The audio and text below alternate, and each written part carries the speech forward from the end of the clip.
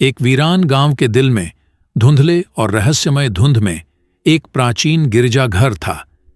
इसकी टूटती धज्जियां निराशा और शाप की कहानियां फुसलाती थीं, जो इसकी दीवारों में बसी हुई अंधकार में खो गई आत्माओं की थी।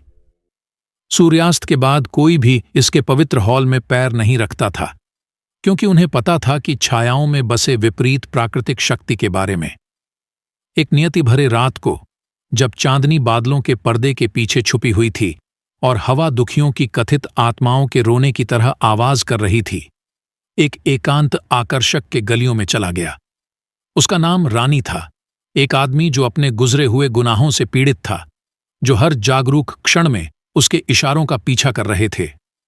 कंपकंपी हुई हाथों से रानी ने क्रीकिंग दरवाजे खोले और गिरजाघर की डरावनी गले में कदम रखा। हवा गंध से घनी थी और चुप्पी उसकी आत्मा पर एक सुस्ती के रूप में पड़ी थी, जैसे कि एक सुस्ती ओढ़ने वाली गद्दी। लेकिन जब वह मंदिर के सामने घुटने टेकने लगा, तो उसे एक असहज भावना का अनुभव हुआ, एक भावना कि वह अकेला नहीं है। अंधेरे के मध्यम से छिपे शापट शब्द बज रहे थे, पहले तो कमजोर, दूर की तरह बंदरों के दुख की चीखों की तरह। जब रानी ने महसूस किया कि उसे नजरअंदाज किया जा रहा है, उसको अदृश्य आंखें जांचती हैं, जो उसके दुख को अनुभव करने के लिए बेचैन हो रही थीं। और फिर छायाओं के गहराई से एक आवाज उभरी, एक आवाज जो दुष्टता और विष के साथ टपक रही थी।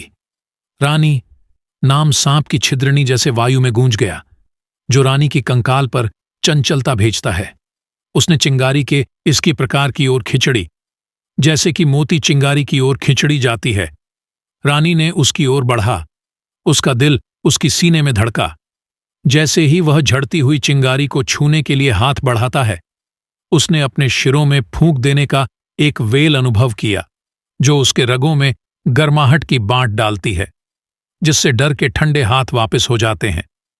और उस पल उसने जान लिया कि वह अकेला नहीं है, कि कहीं अंधकार और निराशा के बीच आशा की एक किरण मौजूद है। नए संकल्प के साथ रानी ने अपनी प्रार्थना में आवाज उठाई, अपने धर्म के दिव्य संरक्षण का आह्वान किया।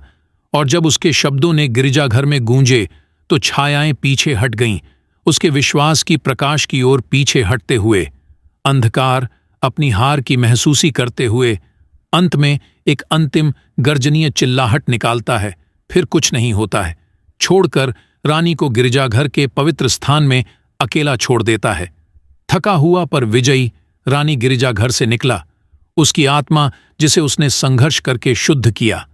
हालांकि अंधकार की गुंजाइश उसके दिमाग के कोनों में फिर आ गई। उसने जान लिया कि जब तक वह अपने धर्म की धरोहर पर चलता है, तब तक वह हमेशा पुनर्मोहन की चारों ओर पाएगा। और इस तरह गिरजाघर एक अंतरात्मिक संघर्ष के बीच अच्छे और बुरे के लिए आशा का प्रतीक बना, उनके लिए आशा का द्वीप, जो अपने भयों का सामना करने और दिव्यता को गले लगाने के लिए साहसी थे।